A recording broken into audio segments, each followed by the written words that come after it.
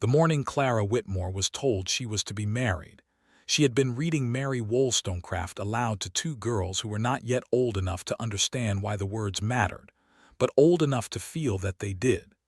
She sat in the pale light of the Herefordshire schoolroom, her voice steady and unhurried, while 8-year-old Mabel and her sister June traced letters in their copybooks without looking up. The room smelled of chalk dust and cold radiator metal, and outside the narrow window November was making its intentions clear, gray sky pressed flat against gray earth, the trees stripped and indifferent. "I do not wish women to have power over men," Clara read, "but over themselves." Mabel looked up at that. "What does that mean, Miss Whitmore?" "It means," Clara said, closing the book gently, "that the most important freedom is the one you carry inside you." She believed it completely. She had staked her quiet, careful life on it. The letter arrived before noon. It bore her Uncle Philip's wax seal pressed unevenly, as it always was, the mark of a man who could not be troubled to hold still long enough to do anything properly. The message inside was 4 lines. She was to come home to the Whitmore estate in London immediately. The matter was urgent and would not keep. Clara told the girls she would be back by Thursday. She packed a single bag. She did not know, folding her spare dress into the worn leather case, that she would never return to that schoolroom. She arrived at the Whitmore estate in the thin gray hour before dusk to find the drawing-room rearranged. The furniture had been pushed back from the center, cleared, she would later think, like a stage prepared for a performance in which her role had already been cast. Her Uncle Philip sat in the high-backed chair nearest the fire, and across from him, 2 men in dark wool coats occupied the settee with the particular stillness of men who were paid to wait. Aunt Dorothea stood near the mantel, her hands folded at her waist, wearing the expression she reserved for social occasions she considered beneath her, but intended to extract maximum value from regardless. "There she is," Philip said, as though Clara were slightly late to something she had agreed to attend. She was not asked to sit. She stood in the center of the room, still in her traveling coat, and listened. The offer had come from Duke Edmund Hargrove. The name required no elaboration. It arrived in the room with its own weather.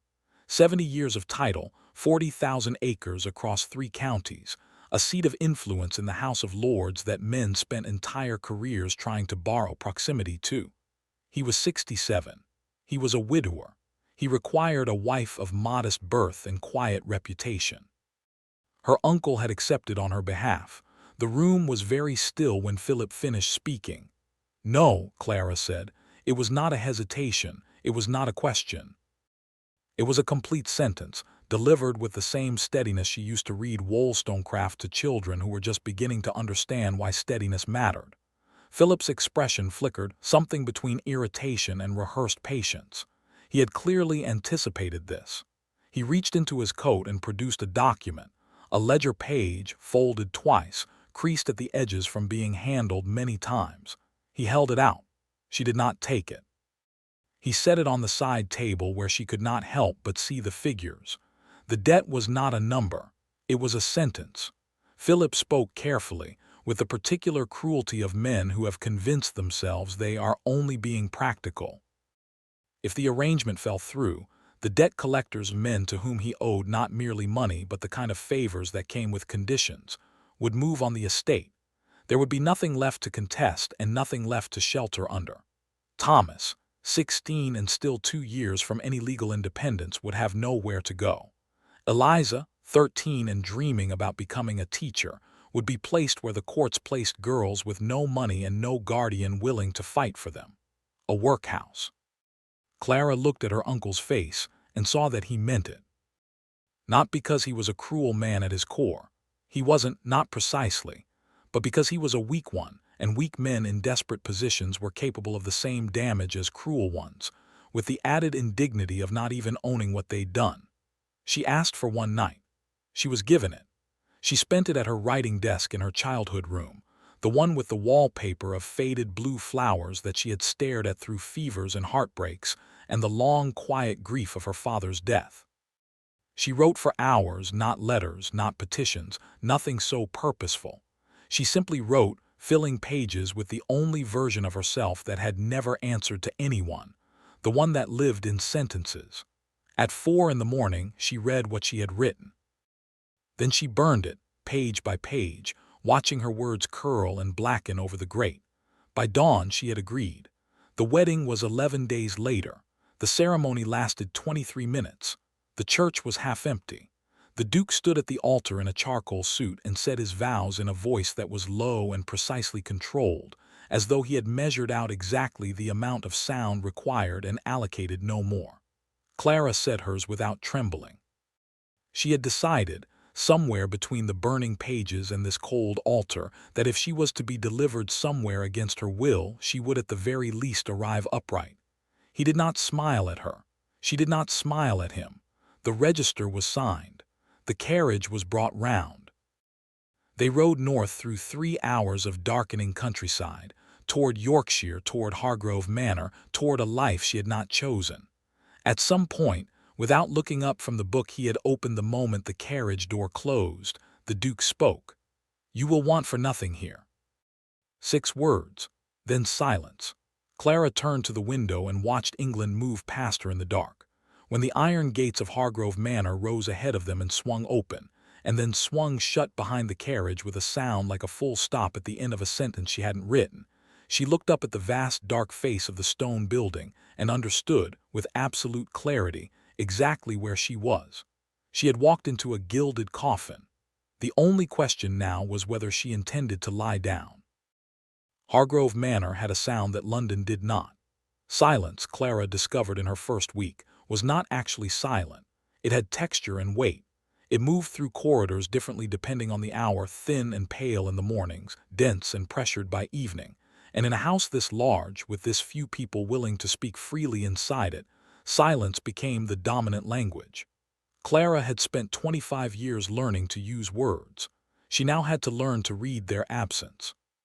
She was given everything she had been promised. Her rooms were large, well-heated, and overlooked the south grounds where frost-covered gardens stretched toward a line of bare oak trees. She had a writing desk positioned near the window. She had not requested it, but it was there, as though someone had anticipated that she would need one. The kitchens responded to any preference she expressed. The stables offered her access to a chestnut mare named Hesse, who was even-tempered and strong and made the grounds feel slightly less like a perimeter. She was given, in short, every comfort except the ones that actually mattered. Edmund kept to his schedule with the rigid consistency of a man who had decided long ago that structure was the only reliable architecture a life could be built on. Correspondence consumed his mornings. A noon ride took him across the east fields regardless of weather. She would watch him from her window, a dark figure against white ground, moving with quiet purpose. The library claimed him from early afternoon until late evening, and the library was where the house felt most occupied, most inhabited, as though the room itself was more alive for his presence in it. They took dinner together because appearances apparently required it, but the meals were exercises in parallel solitude. He read. She ate. They exchanged the minimum number of words that courtesy demanded, and then he withdrew, and she sat alone with the remains of the meal and the particular indignity of being present and invisible simultaneously. She gave herself 2 weeks of this before she began to push. It started with the books. The library was extraordinary, floor to ceiling on 3 walls, a rolling ladder, windows that let the afternoon light in at a low, golden angle that made even difficult texts feel approachable. Clara had free access, and she used it deliberately. She did not select novels or poetry or anything Edmund could easily categorize as decorative female reading. She pulled a treatise on land reform and left it on the long central table where she always sat. The following day, a collection of progressive political essays. The day after, a novel she knew had caused considerable controversy when its female authorship was eventually uncovered. A woman who had published for years beneath a man's name to be taken seriously. She told herself she was simply reading what interested her. She knew she was also watching. On the 4th day she arrived to find the land reform treatise had been moved, not replaced on the shelf, but shifted to the left side of the table as though examined and set aside. On the fifth day, she opened the essays and found a single sentence underlined in faint pencil. Progress is not the abandonment of order, but the refinement of it. No note. No acknowledgement at dinner. No indication whatsoever that anything had occurred. She underlined a sentence in return. It became a ritual, unhurried, unacknowledged, conducted entirely in the margins of other people's words. A conversation between two people who had not yet agreed to be having one. Clara found herself reading with a second purpose now, alert to the particular quality of attention that chose one sentence over another, that pushed back against an argument or quietly affirmed it. She was building a portrait of a mind without any of the usual materials. It was Mrs. Holt who gave her the first real piece. The housekeeper was not unfriendly. She was simply precise, dispensing warmth in calibrated amounts, the way one manages a finite resource. Clara approached her one evening in the corridor outside the kitchens and asked her directly whether the Duke was well. Not whether he was comfortable, whether he was well. Mrs. Holt looked at her for a long moment with an expression Clara could not fully decode. Then she said that the Duke kept his own counsel on matters of health, and that Clara ought to respect that. She said nothing more. But she did not walk away immediately, and in that pause, 2 seconds, perhaps 3, Clara read everything the housekeeper had not said. She wrote to her friend Margaret in London the following morning. Margaret, whose brother was a physician, and whose own intellectual appetite made her extraordinarily useful in situations requiring discreet research, responded within the week. The information arrived in careful, indirect language that nonetheless assembled itself plainly in Clara's mind. A progressive neurological condition, tremors that would worsen, cognitive deterioration that came in slow tides, no reliable treatment. A timeline that was uncertain but not generous. Edmund Hargrove knew he was dying. He had known before he married her. She sat with this for 3 days and did not know what she felt. Anger was present. She examined it carefully, turned it over, tried to determine its precise shape. But underneath the anger was something unexpected, a kind of grief arriving early for a man she did not yet know, which told her that she had begun to know him more than she had admitted to herself. Then Rosalind arrived. The Duke's daughter was tall, sharp-featured, and held herself with the kind of defensive precision that Clara recognized as old pain wearing formal clothes. She was 42 and looked at Clara with unconcealed suspicion from the moment she stepped out of the carriage. Within 24 hours she had cornered Clara in the frost-stiffened garden and delivered her assessment with the directness of someone who had decided civility was an inefficiency she couldn't afford. Clara was a fortune hunter. Edmund's judgment was compromised. Rosalind would be watching. Clara listened to all of it without moving. When Rosalind finished, she said, quietly and without heat, "Then watch closely. You might learn something about your father." Rosalind's eyes narrowed. She left without responding. That same evening, Clara returned to the library later than usual and found Edmund asleep in his chair. The fire burned low. A manuscript spread open across his desk. She moved to drape her shawl across his shoulders. She had not planned the gesture, it simply happened, and her eyes fell on the manuscript's pages. It was not correspondence. It was a private record, 40 pages at least, documenting years of quiet internal advocacy, detailed proposals for tenant reform, drafted arguments against child labor on private estates, structured provisions for widows left without legal protections. Careful, rigorous, and utterly invisible to the public record. The work of a man operating behind every door that mattered, pushing for things the public speeches never mentioned. He stirred. His eyes opened and found hers across the desk. Neither of them spoke. The fire settled. Outside, the Yorkshire wind moved through the oaks with a sound like slow breathing. In the morning there was a note beside her breakfast. 4 words in Edmund's precise, slightly uneven hand. "Dinner, tonight, please," she went. He poured the wine himself. He waited until the first course was cleared. Then he looked at her, not past her, not through her, but directly at her, and said, "You underlined a passage in Wollstonecraft last Tuesday. I'd like to know what you think." Clara set down her glass. Outside, the wind had died. The manor was entirely quiet. She began to speak. Dinner became the axis around which everything else turned. Not immediately, nothing between them moved quickly, and Clara had come to understand that was not coldness but character. Edmund was a man who believed that anything worth building deserved the patience to build it properly. So the conversations grew the way serious things grow, slowly, with deep roots, until one evening Clara looked across the table and realized she had been talking for 2 hours without once monitoring what she said. That was new. That was significant. He was not easy company in the conventional sense. He did not flatter, did not soften his disagreements, and had no interest in conversational decoration. But he listened with a quality of attention that Clara had never encountered in a man of his standing, complete, unhurried, as though her words were evidence he was genuinely weighing rather than noise he was waiting to respond to. When he pushed back, which he did often, it was with precision and honesty. When she pushed back harder, which she did always, something shifted in his face, not quite a smile, but the expression of a man encountering exactly what he had hoped for, and finding it did not disappoint.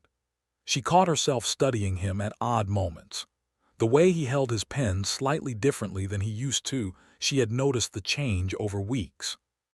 The fraction of a second he sometimes paused before a word arrived, the brief internal search, and the flash of something vulnerable and fierce crossing his face before he recovered it and continued. He never acknowledged these moments. She never named them. But they accumulated between them, quiet and significant, like a second conversation running beneath the first. One evening in late February, during a discussion about the estate's tenant contracts, he lost a word entirely. It was simply gone mid-sentence, mid-thought, and the silence that opened in its place was different from all the other silences in that house.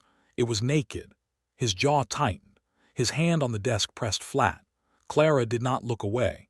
She did not fill the silence with noise or pretend she hadn't noticed. She waited. The word came back. He continued. But afterward, setting down his glass and looking at the fire rather than at her, he said quietly, "I imagine you have questions." "I have one," Clara said, "but I think you already know what it is." He was silent for a long moment. Then, "Yes, I suppose I owe you the answer." He spoke without theatrics, without apology in his tone. The apology would come later, and when it did it would cost him something, which was the only kind that meant anything. For now, he simply laid out the facts the way he laid out everything, precisely, completely, in the correct order. He had known about his condition for 2 years before the marriage. He had made peace with dying. That part, he said, had not been as difficult as people might imagine. What he had not made peace with was the work. 40 years of careful positioning, of building trust in the right corridors, of drafting reforms that the public record would never credit him for, tenant protections, provisions for working women, limits on the brutal enforcement of child labor on private estates. His parliamentary allies were ready. The legislation was prepared. His legal team had told him plainly, without a wife of legal standing who understood and shared his convictions, his estate would be contested within a year of his death. The conservative bloc who had spent decades opposing everything he quietly stood for would dismantle it. His will would not hold alone. He needed someone to hold it with him, not a society wife. Not someone who wanted the title or the comfort or the reflected prestige. He needed someone who already understood what was at stake, someone who had been fighting the same fight from a different trench and would recognize the terrain. He had investigated quietly. His people had found an anonymous writer whose essays in a small reform journal had caught his attention 2 years prior. He had read every piece. He had considered the mind behind them with deep admiration, without knowing anything about the person who possessed it. When his investigator eventually traced the anonymous byline to a governess in Herefordshire, 25, trapped under a corrupt guardian, her siblings used as leverage against her own ambitions, he had understood with complete clarity that the woman he needed and the woman who needed a way out were the same person. He had arranged the marriage believing it was the most efficient solution available to him. Clara listened to all of it without moving. When he finished, the fire had burned low, and the room was very quiet. She asked her one question: "Did you ever consider simply asking me?" Edmund closed his eyes. When he opened them, what was in them was not the composure she had come to expect. It was something older and plainer. "Yes," he said, "I was a coward about that. I am sorry." The silence that followed was not empty. It was full of everything that had led to this room, this fire, this exact moment. Clara received his apology without fury, because she had spent 4 months learning to read the architecture of a man who had spent his whole life doing right things in wrong ways, and she understood now that the wrongness and the rightness were inseparable in him, as they are in most people who are genuinely trying. She negotiated with him that same night, clearly and without sentiment. Her name on the reform documents alongside his. Her writing published under her real name, fully and immediately. Legal guardianship security for Thomas and Eliza, ironclad and beyond contest. Full authority over the reform agenda after his death, not advisory, not ceremonial but actual. Edmund agreed to everything. As each term was accepted, something visibly left his body, the particular weight of a man who has been holding a structure together alone for too long and has finally found someone willing to take the other end. They worked together every evening after that. The library became something else entirely, not a room of parallel solitudes but a genuine workshop, papers spread across every surface, arguments and revisions, and the occasional burst of laughter that still surprised Clara each time it escaped her. Rosalind watched the change with the careful eyes of someone revising a conclusion they had been certain of. She said nothing for 3 weeks. Then one morning she found Clara in the corridor outside the east wing and held out a key, old iron, worn smooth, without a word. Inside, Clara found 40 years of correspondence and evidence and drafted legislation stacked in careful order. A life's work assembled in a room no one else had been trusted to enter. She stood in that room for a long time. Edmund died on the 4th of April, on a morning when the grounds were beginning to green, and the light through the windows was the particular soft gold of early spring. He went in his chair by the library window, his hand resting open on the desk as though he had simply set something down. Clara sat beside him for an hour before she called for Mrs. Holt. 3 weeks later, she sat at his desk. The reform documents were spread before her, organized in the order they had arranged together. The letter she had drafted to Edmund's parliamentary allies was precise, authoritative, and signed at the bottom with full, unhurried clarity.